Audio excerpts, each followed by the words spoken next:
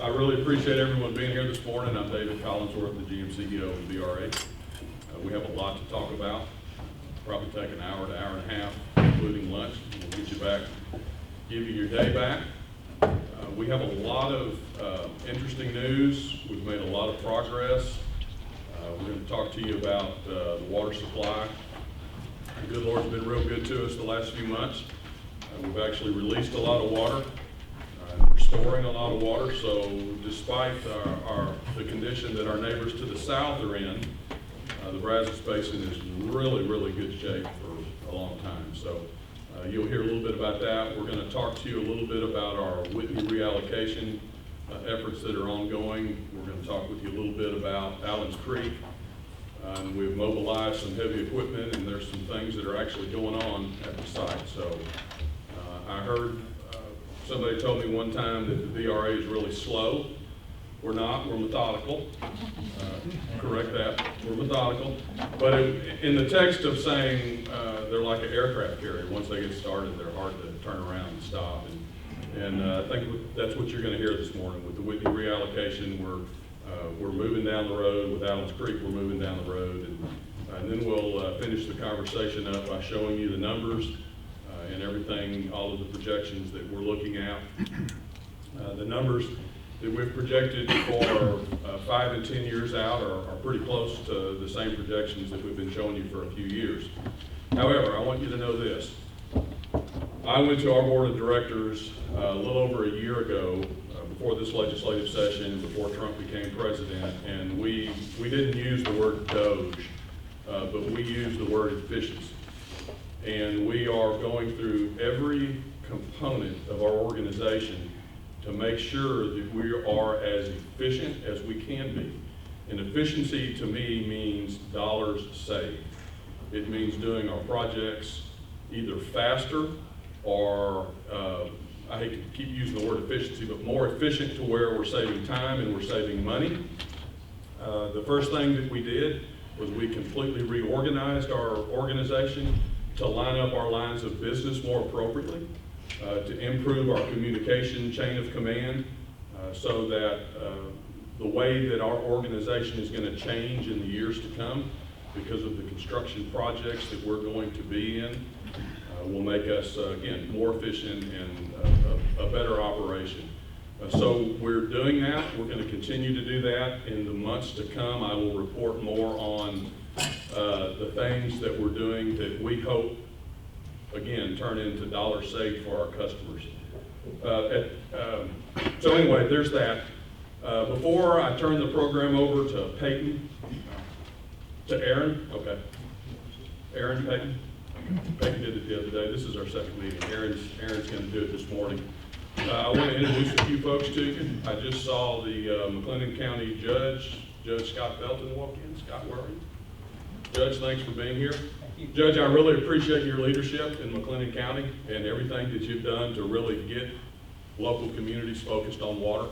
Your leadership has been real important. Thank you, appreciate it. So I appreciate that. Also, just to let you know, I report to our organization is run by a board of directors that's appointed by the governor. And we have 3 of our board members here. Our presiding officer, Cynthia Flores, is here from Round Rock.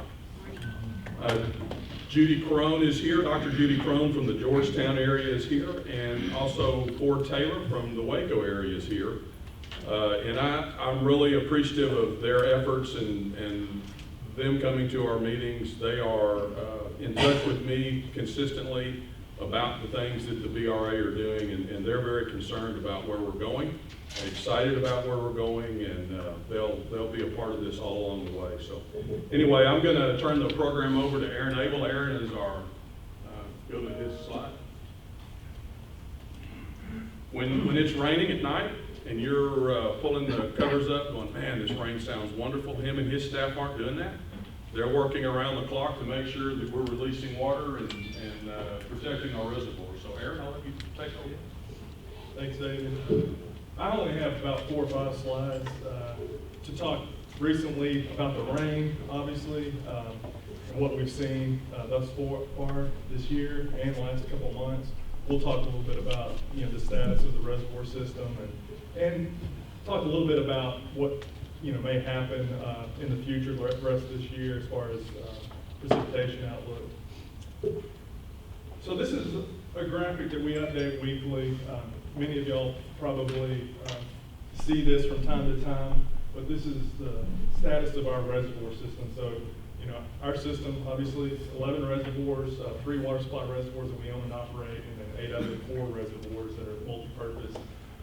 So you'll see the 11 columns represent the reservoirs in the system, and the height of the columns are proportionate to the overall total capacity of each reservoir. So Lake Whitney is the largest reservoir in the system, but you'll notice that our available storage is small. It's quite small.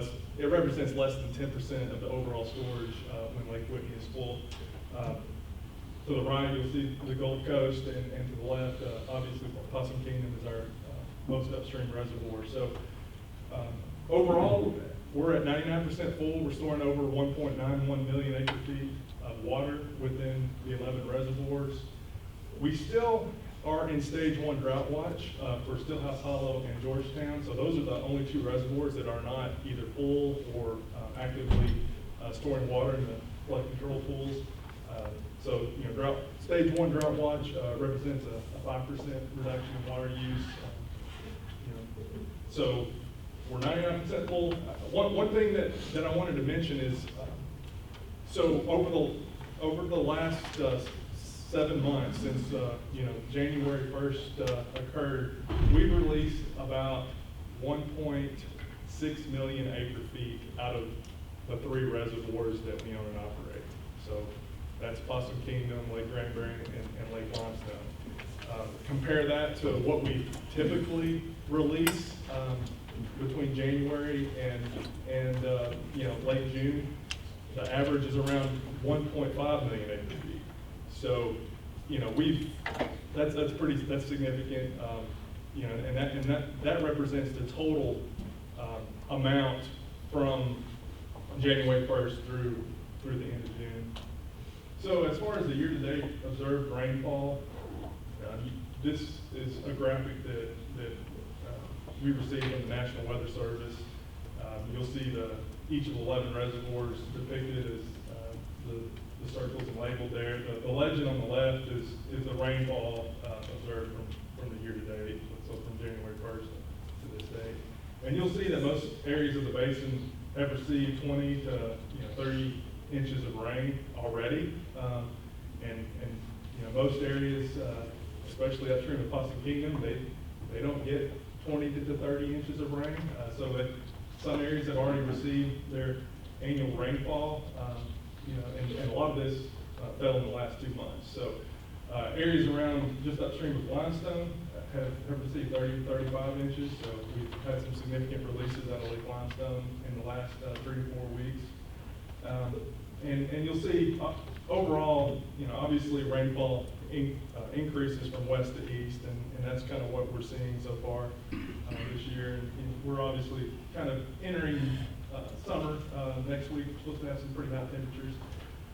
Looking at this year-to-date total, but looking at it from a percent of normal precipitation, in the legend on the left, the cooler colors represent greater than normal rainfall. So you'll see the dark blues, 200 to 300% of normal. So that's 2 to 3 times the amount of rain that we've received compared to normal. Areas that are gray, which there's not too many areas that are gray, that represents normal rainfall.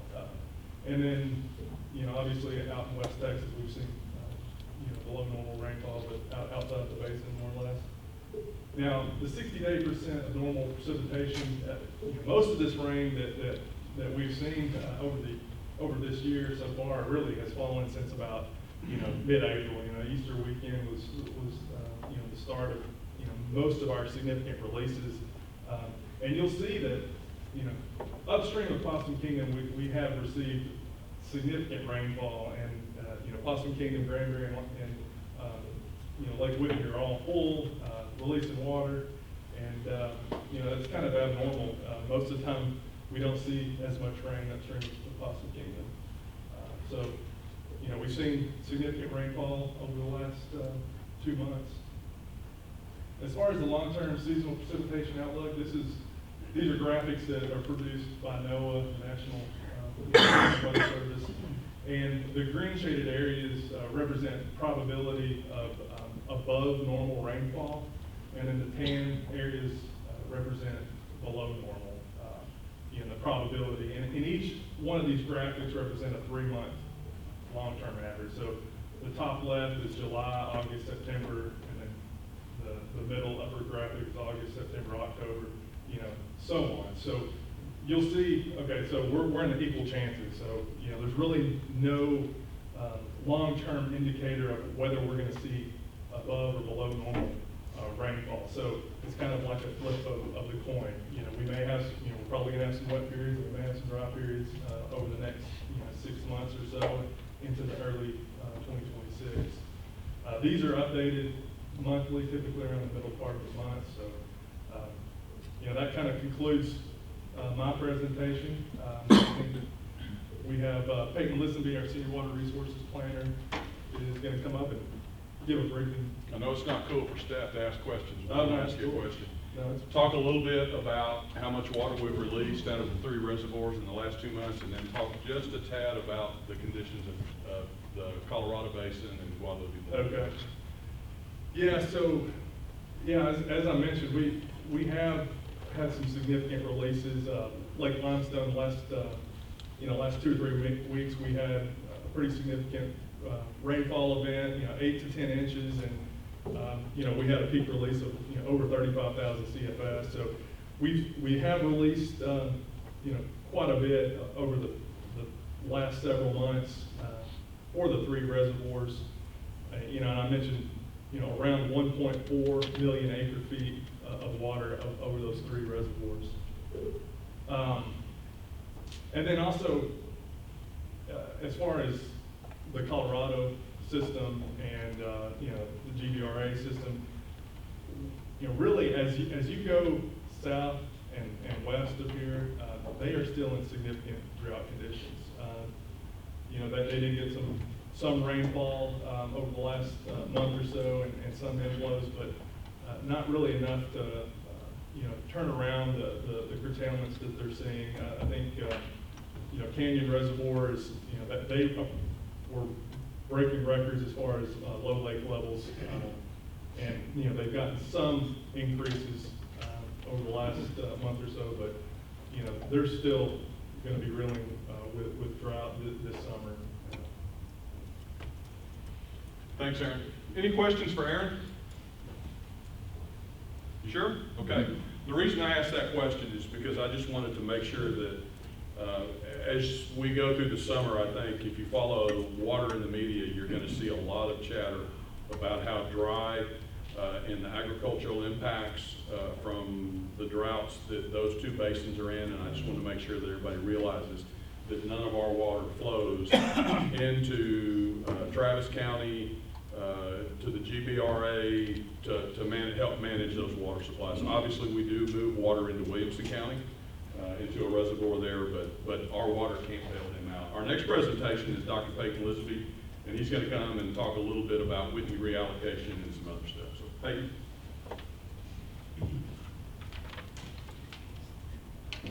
Hello, everyone. Good morning. My name is Peyton Lisenby. I'm going to talk to you about a couple of our ongoing projects. All right.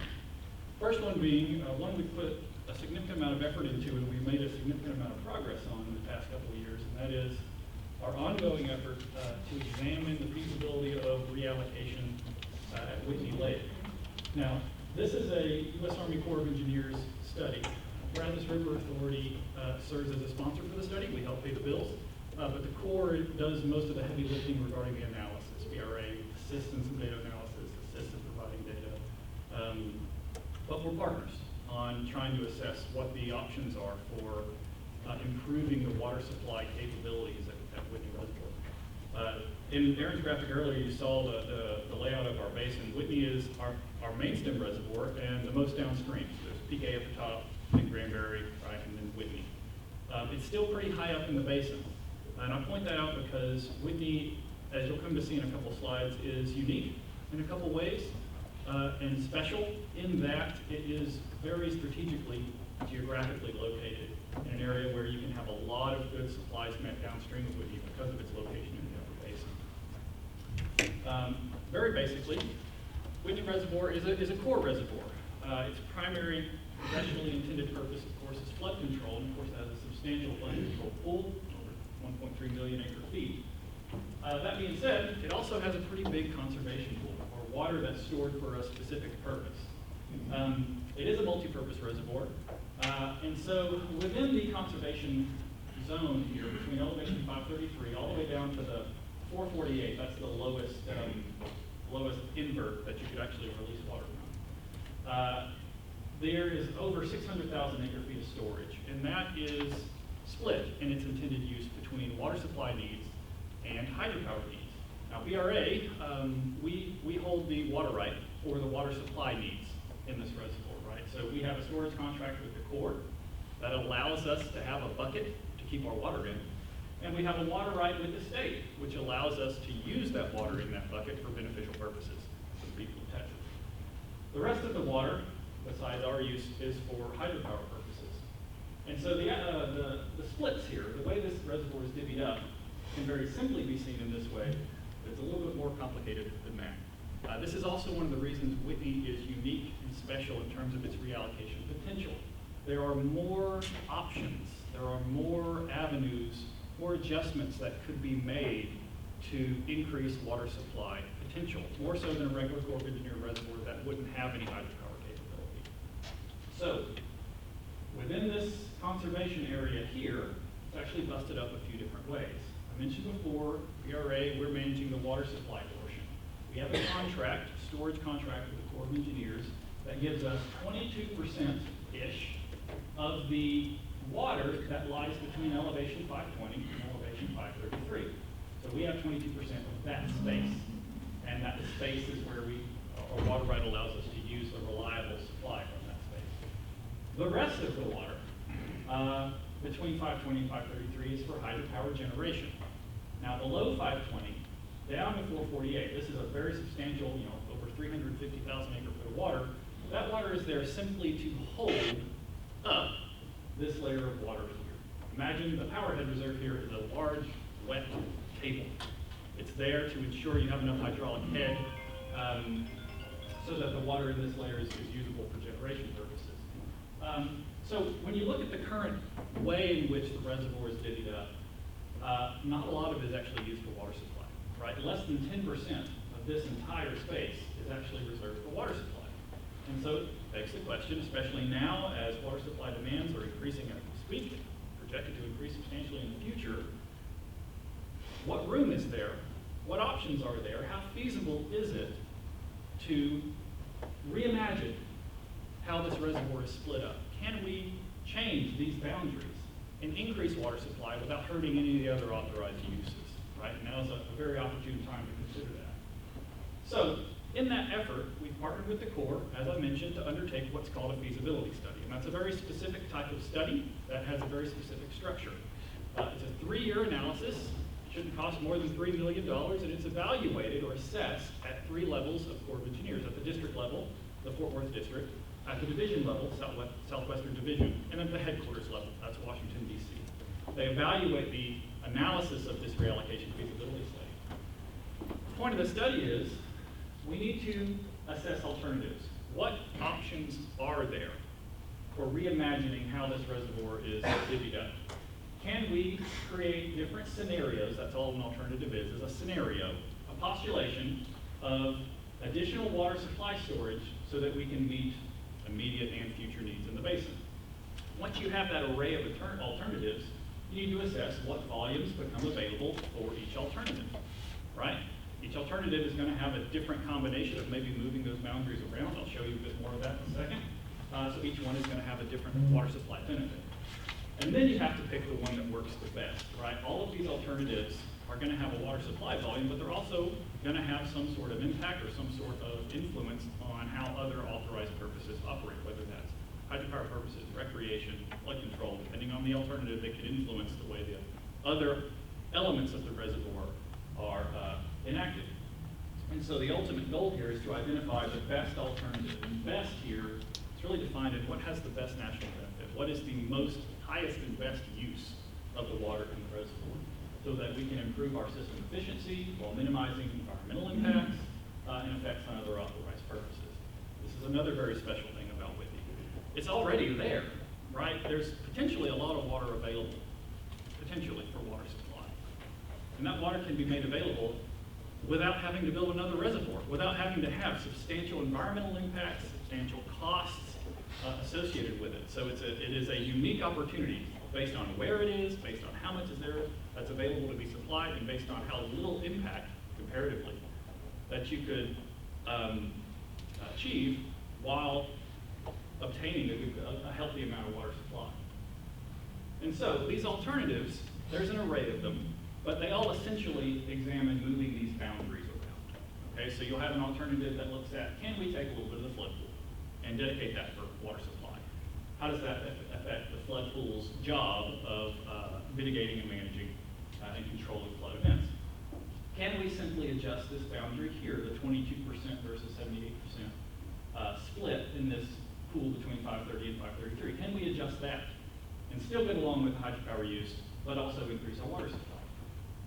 Finally, can we drop the bottom here? How much head do we actually need? What are the turbines capable of? Can we use this water here for supply purposes instead of just acting like a table? And then there's alternatives that look at combining different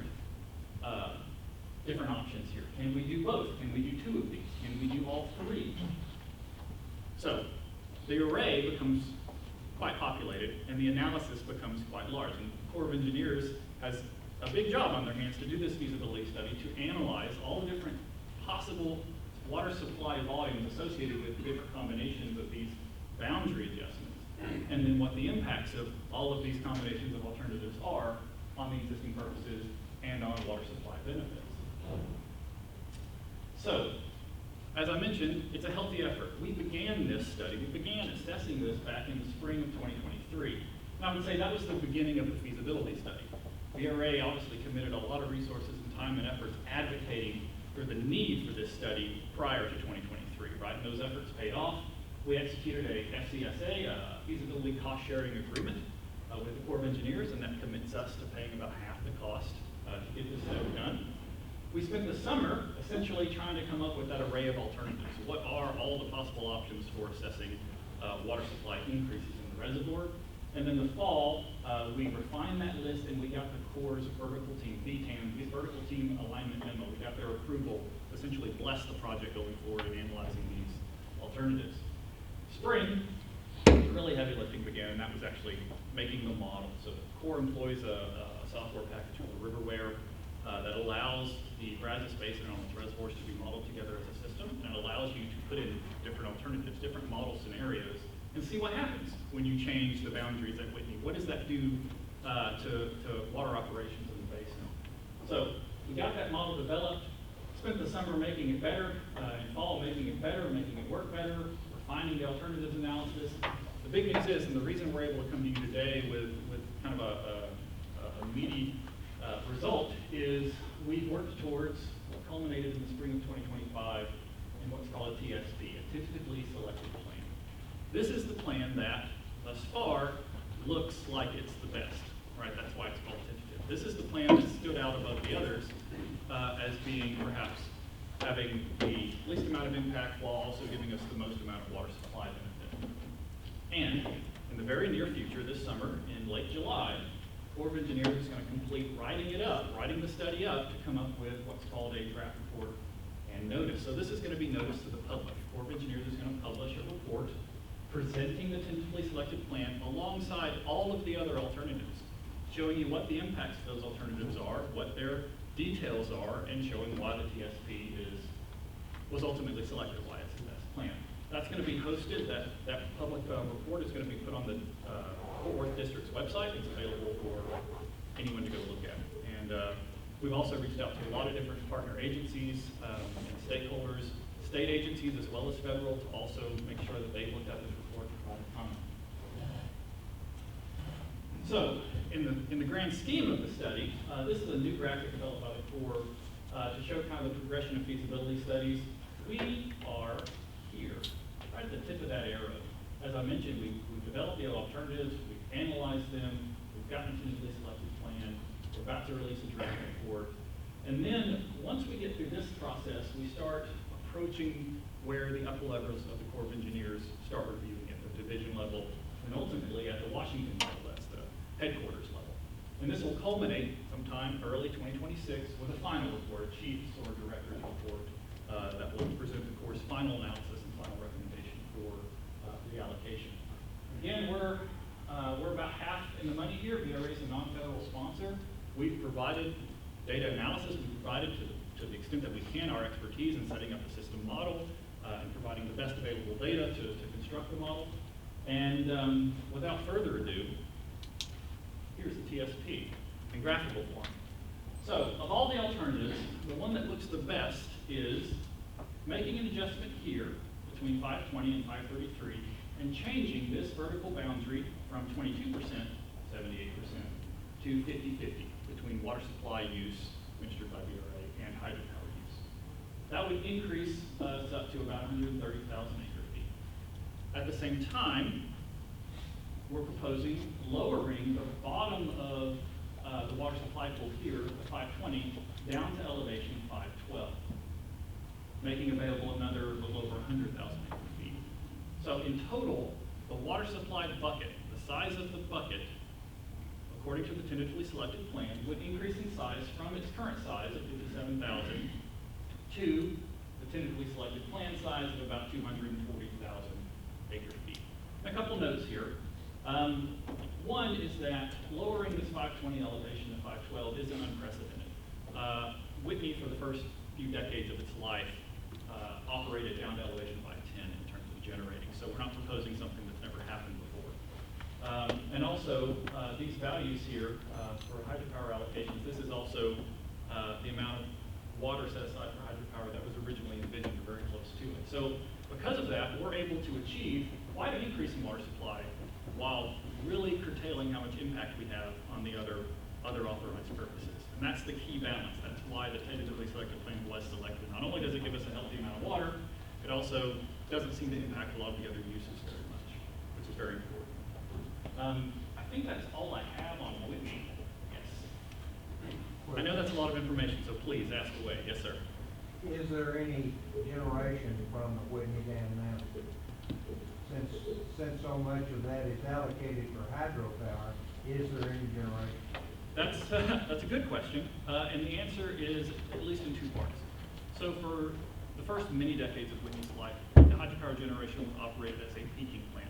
Whenever energy demands were high, imagine hot summer afternoons, cold winters, the plant would come online to supply additional energy to the grid to meet those power demands. About in 2014, energy market changed, as well as the turbines were upgraded, and the way in which hydropower was utilized at the project changed fundamentally, so that it actually generates less now than it used to prior to 2014. It operates to supply what's called an ancillary service rather than a direct energy service. That ancillary service is called ready reserve, where the plant is intended not to generate. It's intended to always have the capability of generating. That's the difference. So it's actually more valuable if they don't generate, because they have a greater capability to generate should the grid need it at any given time. And that's part of the reason why VRA is put in a position to advocate for this study so heavily. As it was operating as a peaking plant prior to 2014, it was generating really conveniently when it was really hot and dry, because that's when everybody wanted air conditioning. You want air conditioning about the same time you want water, when it's really hot and dry. So these hot summer afternoons, we were getting the river wetted to meet that energy demand, but it was also making water supply available. When that stopped in 2014, all of a sudden, when it was hot and dry, no more water coming down the Brazos from Whitney generation, or really reduced amount. That forced VRA to have to leverage our very, very small, less than 10% water supply component in Whitney to make up for that lack of water that was coming out of the reservoir from hydropower generation. And we can see clearly this balance is off. A, we don't have enough water in Whitney to make that gap up, right? We only have a very small amount. And so that's when we came to the Corps and said, surely there's a better balance. Surely we can kind of re-achieve that kind of synergistic balance we had before, where water supply and hydropower were kind of more in communion with one another rather than way it is now, which is really out of balance. We're not getting a lot of the water supply benefit from hydropower generation because they're not generating. Good question. Does that answer? Yes, thank you. Are there any other questions? I have a question real quick. During this reallocation plan, would this, reallocating this, would this affect the releases from the above stream, Possum Kingdom, Granbury, as compared to current releases that Certainly we have for- to make up the capacity for the Whitney? Certainly, potentially, yes. I mean, for water supply releases, you have to imagine, because we have such a small portion of water in Whitney now, and because we have to use it more, because hydropower is releasing water on its own, we run out of water really quickly. And so we have to perhaps move our releases up to Possum Kingdom and use our most upstream supply to make up for that. When you have additional supply at Whitney, again, I'm talking about its strategically important location, all of a sudden, you can completely rearrange or optimize water supply usage across all of our reservoirs so that we don't have to use PK so much, or we don't have to use another reservoir so much because we have a greater supply at Whitney. Is your concern that we will release water out of Whitney and backfill it with Granbury water? Yeah, That's not something that we will That's do. where we're at. That's what I was getting That's at. not something that we will ever do. Okay. Yeah. Okay. Good answer, that's good. Or is your flood pool, is it basically empty? The flood pool is kept empty most of the time, just so it has the greatest potential to mitigate large flood events. That doesn't mean it's evacuated immediately. Like this spring, Whitney came up in the flood pool, and the Corps has a water control manual that has strict guidance on how they evacuate that flood pool over time. But as for the reallocation, we did examine, could we take in a little bit more flood pool and use that for water supply uses and not for flood control. We did an impact analysis regarding its ability, its impact on the flood control purpose and its impacts downstream. Also, the infrastructure maintenance. The Tanner gates at Whitney are at 533. So if you raise the level of the lake, it permanently inundates the Tanner gates, the bottom gates. And there's a whole host of like maintenance tasks and costs that come along with that as well. Because now the Tanner gates that are originally not inundated are now permanently inundated. It complicates things about how to best maintain them. So ultimately, the flood pool reallocation alternatives were rejected because of those complications.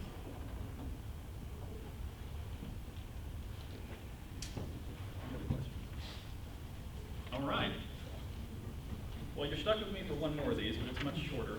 I'm going to talk to you very briefly about another one of our ongoing efforts, and that is the process we're undertaking to update our water management plan that's associated with our system operation permit. You recall, Brazos River Authority's system operation or SysOps permit it's our youngest water right. It's still got that new water right smell, but it has conditions to maintaining it and keeping that appropriation available, one of which is the maintenance of this water management plan. So the water management plan is a part of our system operation permit. They are one and the same. The plan and the permit are linked together inextricably. TCEQ, the Texas Commission on Environmental Quality, requires the BRA to update our water management plan at a minimum of every 10 years. And that's what we're approaching. We're approaching that 10-year update mark. We got the system operation permit issued to us back in 2016, so 10 years later, here we are preparing and starting the process to update the water management plan. And the update very basically just consists of trying to incorporate all the changes that have occurred in the basin, all the pertinent relevant changes over the past 10 years. So obviously, changes in demand conditions, right? How much water our customers are using, supply conditions, hydrology, the period of record has grown another 10 years or so, so we can add that into the model. Any other changes, right, between demand, supply, and hydrology that have occurred in the past 10 years, that's what we get folded in to update the water management plan and, in order to maintain our system operation permit to make sure we still have that water right available to us. So to that end, back at the tail end of 2023, we hired the engineering firm Freese & Nichols to assist us with this, to do a lot of the heavy computational lifting. Quite conveniently, Freese & Nichols was also the firm that guided us through the initial system operation permit efforts. They have a lot of good institutional memory and a lot of good expertise that are still there from the first time around, so it made them really the most efficient and best choice to pick. We spent 2024 data compilation, data review. The water management plan is a meaty little document, and so essentially data-wise, getting all our ducks in a row. And then kind of tail end of 24, into 25, we've started coordinating with TCEQ. This is obviously going to be a hand-in-hand effort with TCEQ. They're the ones that are going to have to approve the water management plan and review it. So we're making sure that we're doing it in the manner that they expect, and we're all on the same page. We meet with them monthly, and as we go through the process, we'll probably start to meet with them even more regularly as we go through all the analysis steps it takes to get the plan updated. So very short and sweet. I just wanted to introduce you to the idea that we are updating the plan. Are there any questions about that project? This is the single most complicated water permit in the state of Texas. Do you agree with that? Yes. So as you hear more about this and this water management plan and this update, if you want us to come talk to you about it and explain what we've done and what we're trying to continue to do in the future, we'd be more than willing to do that. This is a model of the entire basin and how water's used and how water flows in the river. And it's really complicated. Any questions? How is it used? So the water management plan governs the operating principles that guide our use of our system operation permit water. So the water management plan governs the use of that one water right, mostly in how that water right integrates with all of our other water rights. So I know that's a lot of words to answer a very simple question. But in essence, the water management plan presents all of our water rights together as a system, but then guides the use of one of them, the system operation permit. That permit has a volume of water associated with it, separate and independent from all of our other water rights. That water has to be used in a certain way that's governed by the water management plan. However, that water is used as it's integrated with our other What water. do you mean by the way it's used? Yeah, When so, we can, I'm sorry, go ahead. Yeah, when we can actually divert water under that water right. So another part of our system operation permit is our accounting plan. We have a very detailed, some would say the most complicated accounting plan in the state, accounting plan where we report directly to TCEQ, directly to the water master, to say, we, our customers, through us, are using water at this location. This water is being used under the authority of our system operation permit. If that is going to be allowed, it has to tick certain boxes. Flows at certain key points in the river have to be high enough so that we don't create environmental risk. Senior water rights have to be satisfied, so our junior water right isn't inhibiting their diversion. A host of other conditions. And so the water management plan presents to the public and TCEQ the way in which we check that all those boxes are ticked before we tell TCEQ, hey, we're using water under our system operation permit. But I want to emphasize, and I know this is the part that adds some complexity and confusion, the way SysOps integrates with our other water rights is what makes it so valuable. That's what makes that supply available. Because if you have a system of reservoirs, you can use them in a clever manner so that you create supply that otherwise wouldn't be there if you were operating the reservoirs independently and didn't care which reservoir did what. But if you operate them together as a network, do it efficiently enough, you can create additional supply that wasn't there before. That's what SysOps represents. So when we use it, well, boxes we have to tick so the TCEQ knows we're using it in the way that conforms with the permit we've been granted. Brad, do you have anything to add? Yeah, just the simple way to think about it, and this is oversimplifying it, but the simple way to think about it is most of what we had before we got this permit was water in reservoirs. And so our customers either had to pump the water out of the lake or we released it for them. This new Water Act gives us the ability to use water from the river and the streams downstream of the reservoirs, subject to certain conditions. When flows are high enough, and it's also subject to some wastewater return flows and things like that. So that's the simple way to think about it. The system operation permit gives us more flexibility for especially customers downstream. Is there enough water in the river where they can divert the water without us having to release it from the reservoir upstream? Yeah, it limits our reservoir losses so that we can realize that additional benefit. I've been in the business 31 years, and I sit in on some of these technical meetings, and I get up and walk out. I know it's annoying, but the beauty is in the complexity. No, it's not annoying. It's not annoying, it's complexity. Yeah. Thanks, Peyton. Yep. All right, now we're going to talk a little bit about some progress being made at our Allens Creek site. And I want you to meet Rachel Lane. Rachel is pretty new with us. 6 months, 8 months? 3 months, okay. Doesn't seem like 8 months. Anyway, she's an environmental expert, and she's gonna give you an update on Allen's Creek, and then during lunch, you come introduce yourself to her. Morning.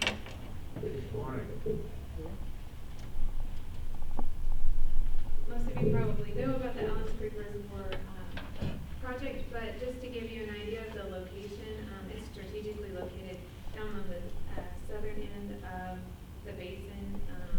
It is on the southern part of Austin County, and you can see directly west of Houston.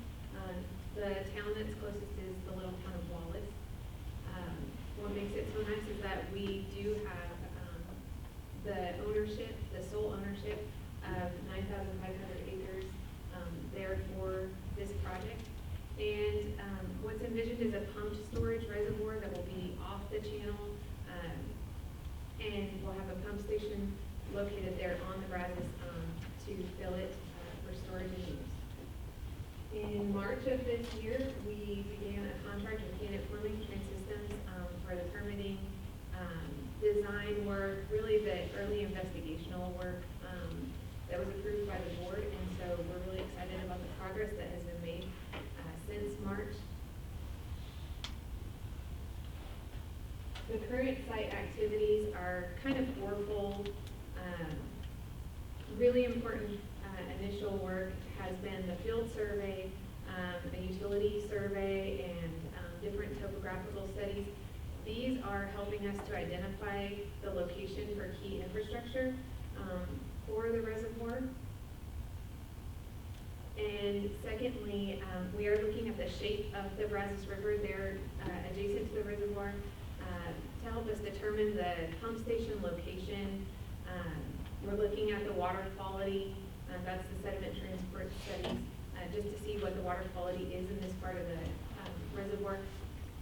Kind of interesting note, because when I drive down there, I drive up from Lake Whitney all the way down. At Lake Whitney, the water is blue and kind of blue-green. By the time we get down there, it's very brown, so there definitely is a lot of sediment that's being transported through that area. And then we are doing some initial work on our cultural and environmental investigations. These are not the official surveys that we'll do for our permitting, but giving us a good idea of what's on the ground. We have crews in the field this week, and they are doing foot surveys, walking that property and looking for different species of different levels of protection. We do have known artifacts, so they're looking to see, what will be the scope of these future studies. And then a big effort this summer has been the geotechnical investigation. We're more than halfway through with the drilling, and we are looking at taking core samples. So there's two different types of drills out there. We have one drill that looks at the soil stability, the soil resistance, and then another 3 drills that are collecting deep core samples, and that is going to help us to identify the type of foundation materials that are there and what we can use them for construction. These pictures show those 2 different types of geotechnical analysis that are going on. There will be further analysis once we finish, which we anticipate to complete that work sometime in September. We're still tracking along schedule, despite the fact that this area does flood with all of these rain events up to 7 feet. We built that into the schedule, so everything's tracking according to schedule and looking really good out there. But there is further lab analysis that will follow this work, so before we have all of the answers, then we'll gather that information. And then the next steps are going to be doing the conceptual design. So we'll use some of this information to begin looking at our design alternatives. And then that will come prior to initiating any permitting, and then we'll go on through more substantial design work. All of that to say the total time before we even break ground on this could be 10 years or more. It's quite a long duration, But we go into it with all the information that we need so that we don't get caught up in permitting with something that we aren't expecting. It really is progressing out there, and so I'll be providing more continuous updates. And my contact information is here on this slide. I'd be glad to add anyone to the list who's interested. And that's the end of my presentation. It's short and sweet. Do you have questions? Any questions for Rachel? Yes, sir. You was talking about the flooding in that area up to 7 foot, is that correct? So how much, you're talking about scalping the brazos to fill the lake, but how much natural inflow do you have in that area? Is it gonna be able to sustain some of that without scalping? Definitely, so most of the flooding, the Brazos does get out of its banks, but also, Allen's Creek itself is a substantial, creek, and it does have a lot of inflow. We don't have enough information yet about the design to know, are we going to pool that, our water rights permit is for water on the Brazos, but, it could be either way. We'll look at, part of those alternatives too, we'll look at, what are the impacts if we do dam the creek? There's gonna be different impacts that we're gonna have to work around versus if we didn't. So, there are a lot of alternatives. There's definitely an alternative where you could, fill it with the creek water, and I don't know about, at this point, we haven't modeled how much water that would hold, and would it be year-round, or is that just gonna be, or will we always have to use additional supply out of the river? We don't know that yet. Yeah, just to elaborate on that, the creek itself it can have substantial flows when it's wet, but relative to the size of the Brazos River Basin, we're talking about, probably 30,000 square miles of drainage area upstream of the river there versus, I don't remember the drainage area of Allen's Creek, but maybe it's 20 square miles. So, over the long haul, most of the water that we supply out of that reservoir will be water that's pumped from the Brazos. But we will have some years here and there where there could be a substantial inflow locally where we wouldn't have to pump as much out of the Brazos. And on the flip side of your question, because this is the biggest question we get from locals down there, is will constructing this reservoir somehow make flooding worse? And that is something that we will have to look at as part of this permitting process. FEMA will be part of it, and they likely won't let us design or build something that they think will have a substantial flood impact. So we'll have to look at both sides of it. When we talked about location, this would be our furthest south bucket to grab that last water before it went into the Gulf. So, it's advantageous for that perspective. Anything else? Y'all made reference to the fact of pulling water out of the river to meet those permits.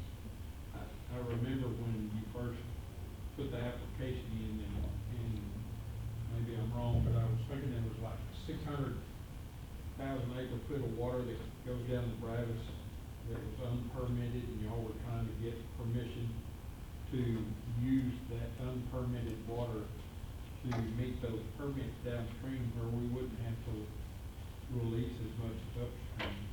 And then from your comment, am I taking that you got that accomplished? That's the system operations permit. Okay. Yes. Right. Yeah, I think the number associated with that permit, correct me if I'm wrong, is a little over 400,000 acre feet total. Yeah, that would be the maximum. And some of you in this room probably received water contracts or increases to your contracts when we got that water, 2016, 2018. I think we wrote the new contracts maybe in 2018. So the amount of firm water supply that we wrote new contracts for was about another 100,000 acre feet. But when we have wet years, you mentioned 600,000. When we have really wet years, there's millions of acre feet of water literally that flow into the Gulf. And so some years we may be able to use substantially more water under that permit than others. But the reliable supply that we contracted for was about an extra 100,000 acre feet on top of the reservoir system that we had before we got the permit. That's exciting. If y'all are able to manage that, that was one of the long-range goals that I prayed over. Because we know that kept Granbury, kept Possum Kingdom from having to release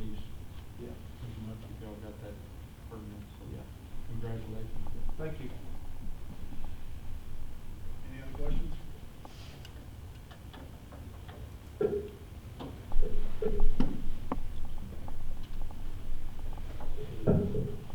Rachel mentioned sediment. You'll be happy to know that we provide that to you all for free. We don't charge you all for the sediment. I'm Matt Phillips, the area deputy general manager. I also handle our legislative and governmental affairs, so all our interactions with the state legislature and the federal government. I'm going to talk to you a little bit about what went on at the Capitol this session. I won the office poll because I only have one slide, so I'm going to try to be brief. Got board members over here who have heard me present before, rolling their eyes because they know I've never been brief in my life, but I'll do that. We knew going into the session it's going to be a big water session. That was spoken to by the House and their leadership, and the Senate and their leadership, and the governor declared it an emergency item. So it was very clear it was an issue that they were going to tackle. I think that's a recognition of, obviously, the growth that our state's experiencing. It's a recognition of the water challenges that we have. It's a recognition that we're behind, that we're behind the eight ball. That this conversation probably should have started 10 years ago. The growth isn't coming, it's already here. So they made a very good effort to provide some assistance and try to tackle that issue, and they did some pretty big things, and I'll go through them here. I'll start with House Bill 500. So that's the supplemental appropriations bill. It's passed every session in conjunction with the budget, and it funds a variety of different things. But one of the things it included was an allocation of $2.5 billion for water infrastructure through the Water Development Board and their various programs. So that's a big chunk, and that's a big number. I want to caveat that number just a little bit. About $800 million of that is funds that were reappropriated from the previous biennium. So if you're looking at total new funds, it's closer to $1.75 billion. But regardless, still a big number and still a big investment. I would stress that that new money is one-time money. So it's one-time funding. And that's how water infrastructure has typically been funded in Texas, through one-time allocations. Every session or every other session, they'll throw in a chunk of money, $1 billion here, $1 billion there in water. It's never had a dedicated funding source. And it's long been thought that water is important enough that it deserves its own dedicated funding source.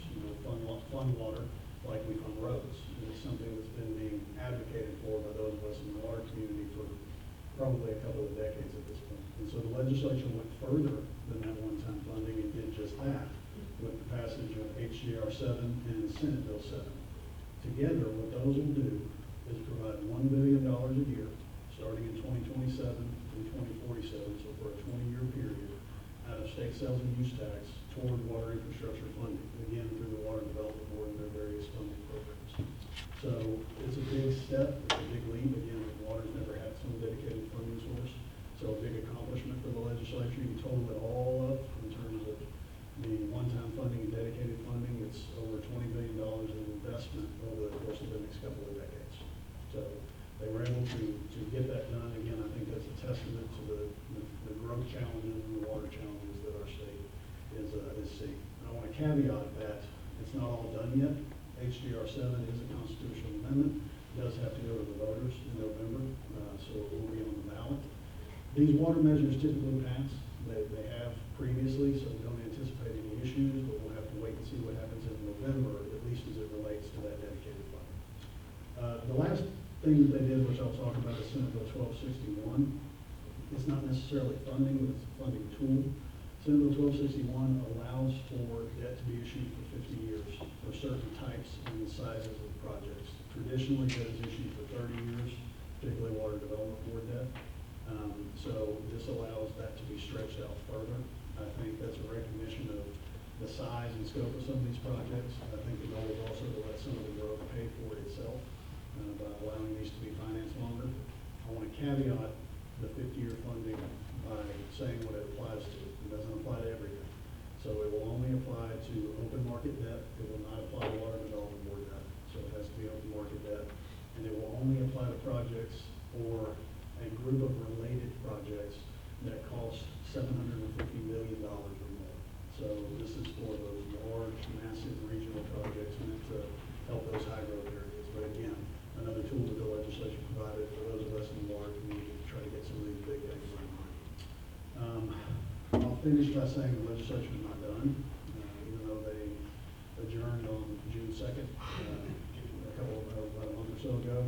They are going to come back for a special session in late July. I believe it will begin on July 21st. The governor's calling it back. The governor dictates the agenda for a special session, and as we sit here right now, water is not one of the issues that's on the agenda, but that can always change. So we'll be watching and monitoring and see if they do anything else later this summer. So any questions about what I went over or anything else the legislature did this session? Happy to try to answer. Yes, sir. Did you say it was 1 billion between the two, your second, third bullet point, or was that each? No, so the total is $1 billion a year. So HJR 7 is a constitutional amendment. Right. Senate Bill 7 is its enabling legislation. So anytime you have a constitutional amendment, you always generally have a bill that goes along with it that makes statutory changes to implement it if the voters do. So it's $1 billion a year total for the next 10 years. Each year for the next 10 years. Approaching a railroad crossing. Very careful. Any other questions? Yes, sir. HB 500, you said it's one time, is that for a specific project? No, it goes to various different water development board programs. So think about it as a chunk of money sent to the water development board for them to divvy out amongst their different programs. Clean Water State Revolving Fund, Rural Water Assistance, economically distressed areas. So it can go to a variety of different things. There was a chunk of it, around $300 million, that is earmarked for some specific projects that they identified. It's a list that's in the budget itself, but no, it's not for any one specific project. It's almost kind of meant as seed money, since the HJR 7 money won't go into effect until 2027. They can start using the $2.5 billion immediately until that comes into effect, and then they'll get $1 billion a year. Yeah, oh, sorry. Is that 1 billion continuous, is that use it or lose it annually, or is it whole? No, it's dedicated funding. It will roll. It will roll. It cannot be reappropriated for something else. There is some language in the constitutional amendment that does allow that money to be diverted in the case of some substantial disaster where it can be used for other purposes. But usually, when the ledge creates dedicated funds, they stay for those purposes and they roll. And given what the Water Development Board sees every year in terms of applications for their funding programs, they're usually oversubscribed. So I would imagine that $1 billion a year is probably going to get used pretty fast. And there were some during the process that argued that it needed to be more, and maybe that's a conversation that the legislature continues to have. I don't have a good feel for how big the market is. Is that substantial or significant to what we need, or what we spend now? Well, it's a good big investment. What I would tell you is that the Allen Creek Reservoir project by itself is $1 billion, and that's just one project. So it could be as much as $1 billion. So that tells you the size and the scope of some of these projects. So it's likely that this was the beginning of a discussion that in future sessions will continue to happen in terms of how much more should we invest in this. But you got to start somewhere and take what you can get. Yes, sir. Are these rainy day funds, or where's the money coming from? The 2.5 is economic state, so rainy day funds, okay? The $1 billion will be a portion of the state sales and use tax that will be funneled off each year. So with the HJR, the 1 billion per year for 20 years, can you explain how a locality can access those funds? Through the Water Development Board. So they can apply? Yes, yes. So they take The money goes applications. to the Water Development Board, Yes. and then we apply. Yes. Yeah. And I should mention the split, and you're at the setup be brief, but I'm going to do it.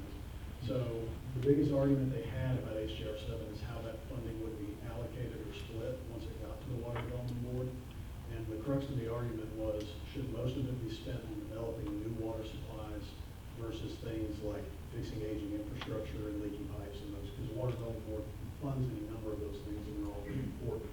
There was one view that upwards of 80% of it should be spent on developing new supplies, and the other 20, to the other stuff. They went back and forth on it, and they ended up with a 50-50 split. So 50% of the funds that go there will be allocated toward developing new supplies. The other 50 will assistance and fixing aging infrastructure and making pipes. And they can adjust that allocation in future sessions, but that's what they land on this. Yes. With all this money that you're talking about, how, I would say, in the rural areas, I-35 West have always had a short supply of any support for developing water systems.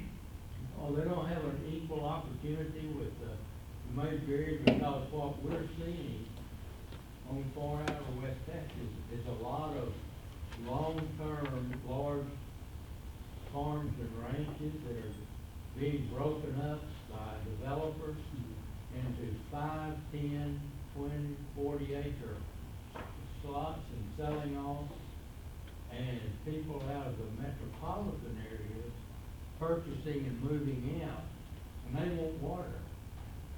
And with the systems that were prepared 20, 30, 40 years ago, we can't meet TCEQ requirements to do that. So my question is, will rural systems have an opportunity or an equal opportunity to get some of these funds to expand? Because currently, our main way of expansion is to put on extra expenses to our customers, and not through state funding. We get a state fund on some of it, but to pay for that, we have to tax our customers. So what is the projection for rural areas? Because what a lot of you're talking about are huge projects which will suck up a lot of that $billions a year. Yeah, and I think what you're speaking to is part of the argument or the discussion over the split, you know, whether or not 80% should go to new water and 20 to things like rural water assistance and dealing with aging older infrastructure. And so that's why they moved, the issues in rural Texas were a big part of the discussion. And that's why that number was moved over, and it was made more into a 50-50 split. The other thing that they did is they made the Rural Water Assistance Fund eligible for funding for this $1 billion fund. If they had not done that, and it's actually included in the language of Senate Bill 7, the Rural Water Assistance Fund would have continued to exist as a fund all by itself. It would have been subject to legislative appropriations every session, so it would not have gotten any of this continuous funding. But in Senate Bill 7, they brought it under the umbrella of what's called the Texas Water Fund, which will receive 50% of this funding going forward. So it was a priority in the discussion. Any other questions? So, if it's all run through the water development board, is it all loans, or is there a grant program, or is it? Depends on the program. Some programs allow grants such as economically distressed areas, and others are mainly loans like state participation, SWIFT. It just depends on the program you go through. And Water Development Board, always, whenever they get funding like this, they go through a rulemaking process and will adjust their rules based on what the legislature gave them and language that they passed in legislation. Anything else? All right, well, without further ado, I'm going to bring up our CFO, Michelle Dewan, to talk to you about our proposed budget for next year and assist me.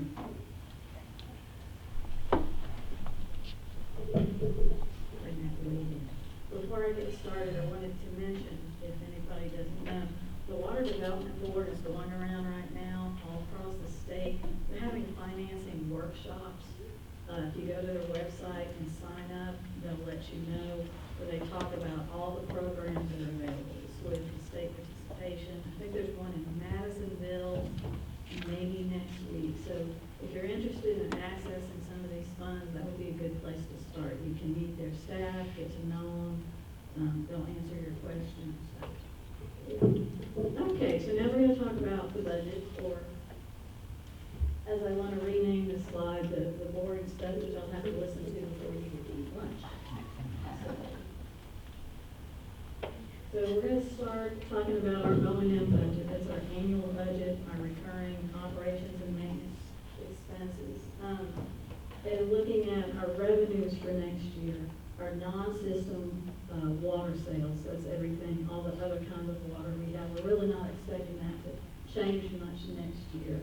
It's gonna stay fairly level with fiscal year '25. Our other sources of revenue in our water supply system, our interest income, we're expecting that to decrease because we are using our cash reserves to help pay for these projects that we're talking about until we get to a point where we need to go out and issue debt. We also have treated water sales out of our East Williamson County facility that's in Taylor, Texas. That's expected to increase due to increased demand out of that plant. This is a listing of the different kinds of water contracts we have, the number of acre feet that we have under contract for each type of water, and then the anticipated rate. You can see for next year, we're looking at $106 per acre foot for our system rate water. When we had this meeting last year, that's where we told it would be, and that's where it's ending up. This graph, if everyone can see it, is a matriculation of our long-term water contracts and how they're going to convert over time. You see the front end of this, we have these dark blue lines that go away. That's 97,000 acre feet of water that we have under some existing utility contracts that are going to expire in 2029, 2030, and we expect those to renew its system rate, and so that's why the orange bar goes up. Going out in the future, right here, you see a little bump in the total graph. That's where we're hoping maybe that some of that Lake Whitney water that Peyton was talking to us about will be available. And then you see, oops, sorry. Wrong button. And then you see right, that bump here, this is when we're hoping that we'll have some Allen's Creek water available to sell, about 100,000 acre feet. And so this is how we calculate our system rate, and it's based on a revenue requirement. So we have all of our revenue sources that don't come from our system rate water. You can see those are actually going down a little bit due to the decrease in our interest income. You see our O&M expenditures, our debt service, and that's going up just a little bit for next year. Then we have our debt coverage requirement, which right now is set at 1.3%. And then we have a contribution to our rate stabilization reserve. And we'll talk about what we use that for a little bit later. But it gives us the total amount that we need to generate from our system rate water. And so that's where we come up with $106 per acre foot for next year. And this gives us an idea of the composition of what that $106, where it's going to. You can see the biggest part of it is our recurring operations and maintenance expense. We have a little section for debt service, our operating projects. Those are projects that we do that don't necessarily create a capital asset. It's studies. The Lake Whitney reallocation study is an operating project. It's not creating an asset yet. So we pay for that out of current revenues. And then we have our debt service coverage, and then our rate stabilization fund. So this is a summary of all of our lines of business. So far, we've just been talking about the water supply system, but we also have a cost reimbursable component where BRA operates water treatment plants, wastewater treatment plants, pipelines that are owned by customer cities, but we operate it for them. And so they reimburse us for the actual costs. We make a management fee on that, which is actually a revenue in the water supply system. So on the water supply side, we plan to start the year out with about $105 million in reserves. We're going to take in about $83 million in revenue. We're going to spend our O&M, our debt service, and our operating projects. That will leave us with a surplus of about $7.7 million. We plan on investing $91.7 million in capital projects, and we're going to have to issue about $33 million in debt in order to keep our ending reserves where they need to be. And so we should finish out the year at about $54 million in reserves. And so that's next year. So then let's talk about the time that happens after that. And so we have a long-range financial plan, which mainly consists of a model and all the information we put into it and all the projects that we think we're gonna have. And we go out 50 years to try and align with the state water plan. And we only look at the water supply elements, but we're looking to see what the decisions we make today, what effect they're gonna have on our system rate and on our customers in the future. And so the inputs into that model are our existing debt service, the annual operating plan for the upcoming year, our project inventory, our current water contract inventory that you saw from that earlier graph. And then we go in and we have inflator values that we inflate that over 50 years, and we update those also. So from our current project inventory, and I know this is probably a little hard to see, we're gonna have all these slides out on our website probably by the end of the week, so you'll be able to go there and look at it in more detail. But these are our operating projects over the next 5 years. These are, you can tell, they're, they're studies, they're small technology upgrades, they're minor infrastructure maintenance. And so we're planning on spending $5.7 million in our operating projects for next year.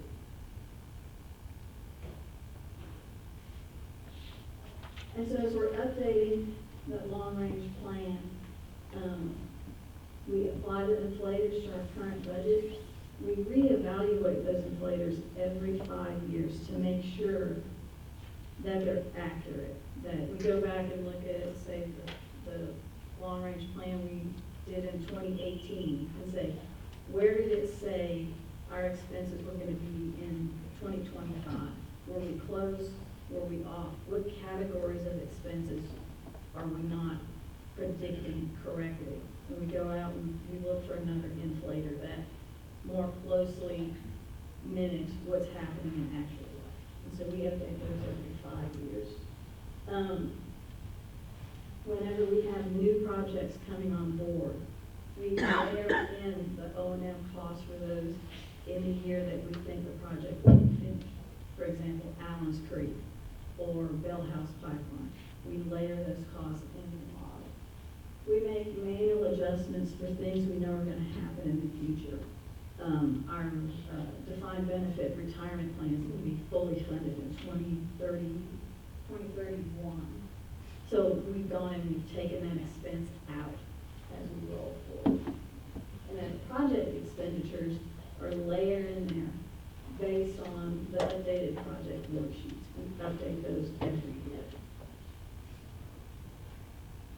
And so this is our CIP project list for the next 5 years.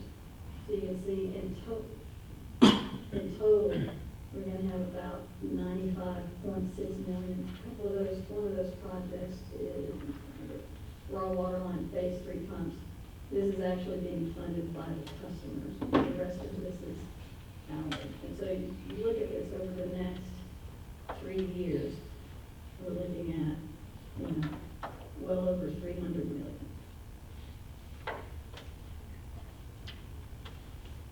Another thing about these capital projects is the numbers for the next 5 years for basically the same basket of projects is about $85 million higher in just the update from last year.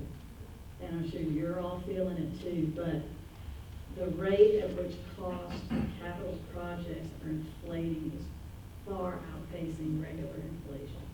You know, your CPI is going up over the last 5 years, 20%. Your producer price index, which is what we kind of use to track spending on capital projects, has gone up over 40%. You've got that coupled with, in Texas, there are so many mega projects under construction. There are so many data centers. There are so many Bitcoin mining. You've got huge road projects. You've got the big LNG facility that they're building down in Port Arthur, all these projects. We're all competing for the same resources, We're all competing for the same skilled labor. We're all competing for the engineering expertise. And so when those things are in low supply, those costs keep going up. And so to pay for all those projects, this is the debt that we're estimating to issue over the next 10 years. And so we're gonna start off small next year. I say small, but 33 million. But then it really ramps up over the next years. And we're doing what we can to position ourselves to be able to issue that debt at the lowest cost possible. Right now, we have a AA rating. We're working with our bond advisors to, what can we do to get ourselves to AAA? And so we haven't gone to the debt market a lot. We've been able to pay for a lot of these projects with reserves.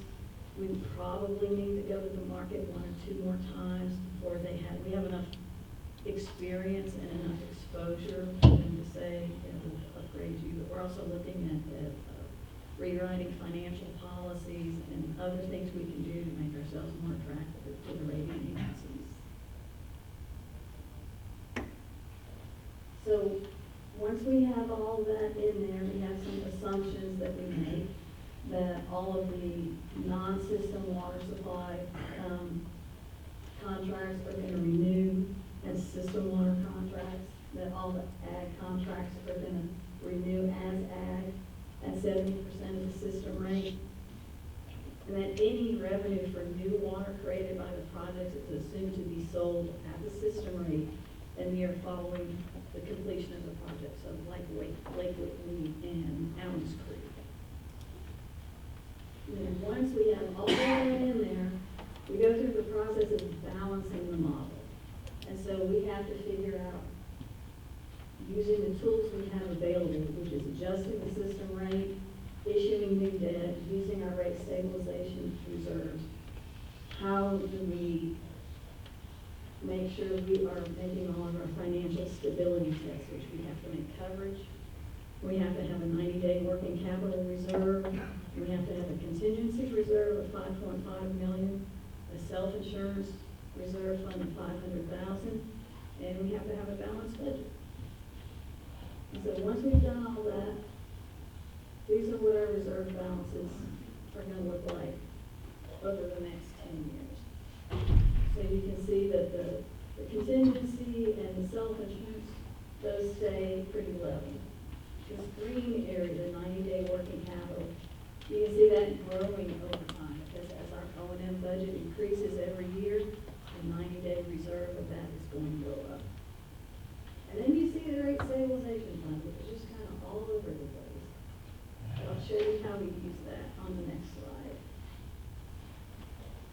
So our goal is to try and give you consistent rates that are rising at a predictable level and not spiking and unexpectedly. So the $6.3 million that we're putting in the rate stabilization reserve, we're going to pull it out next year. And we're going to apply it, and we're going to bring your rate down $14. So instead of being $128.50, which would be a 21% increase, we're projecting it to only be $114.50, which is, I realize, not insignificant, but, and so this is how we use these rate stabilization funds over the next 10 years to try and keep that rate at a steady pace.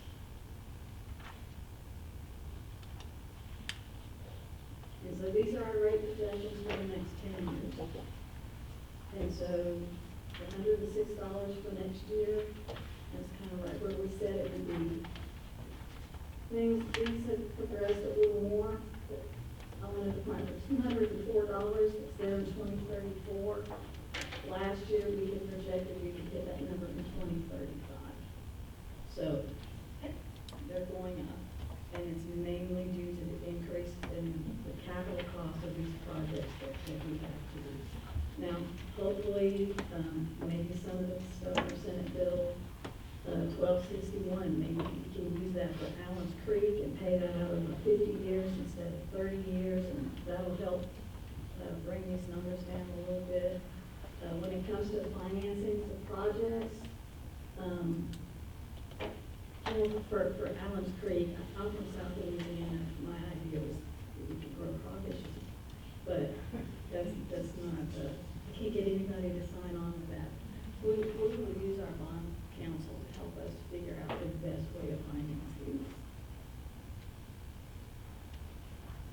And so, what does $106 per acre foot of raw water look like? So kind of like this guy, he's standing next to this 1,000-gallon water tank, and then he can purchase that 1,000 gallons of water for 33 cents. And so how does that translate to treated water costs? And so based on TML's 2024 average residential water rates, our $106 per acre foot translates to 3.5% of every dollar spent for treated water. So it's still not a large percentage of the total treatment cost.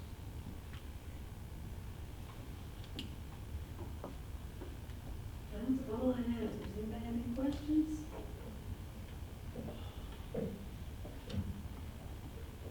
Everybody's frozen still. We've got a lot of work to do, and we'll do all that we can to control these costs. If we have interruptible water helps buy down some of these. I think that's a product that we have that will eventually run out. It's available because we have such low percentage of water use based on our total permitted amount to sell. But I think for the years to come, if Mother Nature does her job, then we'll have interruptible water that'll help influence this some. Then we'll just have to continue to do what we can to control these costs. So, if you don't want to ask questions here and you want to call Michelle or myself and you have questions about these numbers and you want more information, this is going to be on the internet here real quick. We can send you copies of it. We'd like to hear from you before our board meeting, which is the last Monday of July. And hear any concerns that you have. We've moved this meeting around. I think it's the first time we've ever had it in Waco. But we're just trying to move it around so more people can have access to it. If you would like to see different things at this meeting, let me know. If you'd like to see it held in different places, let me know. We're going to invite you to another meeting probably in February, just to give you an update on some of the things that we're doing and just talk about water supply and all that stuff. We'll be reaching out to you and let you know when that's coming. So anyway, really appreciate you being here. There's a lot going on, and holler if I can do anything for you. I think there's lunch outside. There's food on the other side of this wall. Go down the hall and through the door on your right, and you can just file in, and then you'll bring your food back in here. Back in here, okay. Thank y'all. Thank you very much.